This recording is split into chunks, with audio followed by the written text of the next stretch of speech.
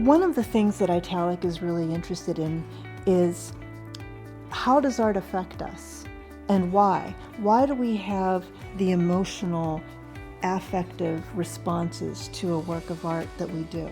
One of the important things about encountering art within a community is that the experience of art is deeply personal on a certain level, and it can leave you feeling vulnerable. For instance, what if you love something? What if you love Bach and no one else in your family can stand listening to Bach? There's something about this idea of feeling very passionate about something and wanting to share that passion and wanting it to be shared, and sometimes running up against resistance to that by people who don't share your passion, and then the joy of finding people who do. Living in a community of artists is absolutely fantastic. There's no way to there's no better way to just be around so many different people that have so many different perspectives on a lot of different art forms that you've probably never even heard of. And it's really wild to see like their influences, their loves, their passions, and see how they sort of, not go at odds with, but sort of complement yours and sort of challenge your beliefs and passions in a way that like is ultimately super constructive and so worthwhile. I think ITALIC is a program for arts and humanities students, future arts and humanities majors, but it's also very significantly and importantly a program for future STEM majors or future public policy students, for future social sciences majors.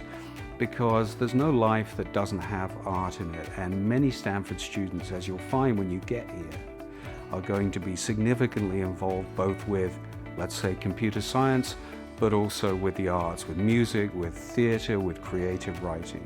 And I think those two focuses can interact and cross-fertilize with each other and make something that's richer and deeper and more exploratory than it could if you were just focusing on a single field. At first sight, it doesn't seem like there's a lot of overlap between what you do in Italic and what you do in a STEM major like math. But it turns out that you do learn a lot of stuff in Italic that becomes really relevant to the way you pursue different ideas, even in a STEM major like what I'm doing.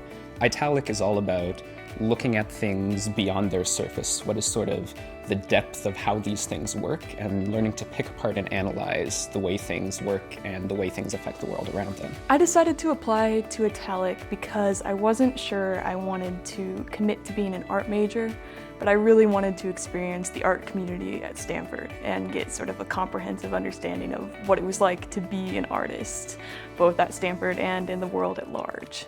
So I ended up being a product design major, but the Italic experience has been really important to me to understand like the aspects of design and just the breadth of possibilities. The students also make the experience of the class, and together in Italic we make something very special. One of the reasons that we do that is we all bring something different to the table. And what we bring to the table is enhanced and amplified by what everybody else is bringing to the table. So professors teaching together get to go beyond their own specialties, the thoughts they've already had. They get inspired by the people that they're teaching with and also by the students. So it's the collective nature of the experience and the interdisciplinary nature of the experience that really matters to me in Italic. Italic does this really cool thing where after lectures, you're able to eat lunch with the faculty, and so that's a time to like talk about lecture that day and like get other faculty members' opinions on it. Or you can talk about what they're doing with their research. Or you can just talk about like regular things like what they like to do. And so that experience to get to know your professor in a way that is just more real than like the kind of experience that you get from like a normal professor that you can't really like have those like real conversations with is really, really awesome.